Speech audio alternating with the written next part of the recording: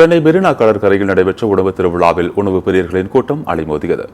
சென்னை மெரினா கடற்கரையில் தமிழ்நாடு நகர்ப்புற வாழ்வாதார இயக்கம் சார்பில் மகளிர் சுய உதவிக் குழுக்களை ஊக்குவிக்கும் வகையில் கடந்த 20ஆம் தேதியன்று உணவு திருவிழாவை துணை முதலமைச்சர் உதயநிதி ஸ்டாலின் தொடங்கி வைத்தார். 5 நாட்கள் உணவு திருவிழாவில் இன்று கடைசி நாள் என்பதால் உணவு திருவிழாவில் வழக்கத்தை விட அதிகமான கூட்டம் அலைமோதியது. மேலும் தொடர்ந்து இதுபோன்ற உணவு திருவிழாவை நடத்த வேண்டும், உணவு திருவிழாவை ஆண்டுக்கு ஒருமுறை நடத்த வேண்டும் என்றும் பொதுமக்கள் தெரிவித்துள்ளனர்.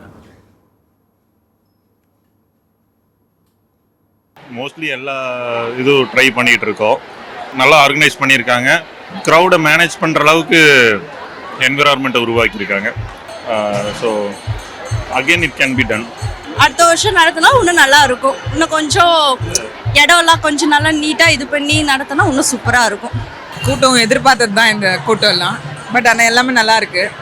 ஒவ்வொரு ஸ்டேட்டில் அதாவது ஊர்லேருந்தும் இங்கே ஒரே டைம் கிடச்சி டேஸ்ட் பண்ணுறதுன்றது வித்தியாசமாக இருக்குது. ஸோ நாங்கள் திண்டுக்கல் பிரியாணி, கறி தோசை, அப்புறம் நுங்கு மில்க் ஷேக் இதெல்லாம் ட்ரை பண்ணோம். எல்லாம் நல்லா இருக்குது. Millet varieties, you can introduce that in different varieties. It is nice.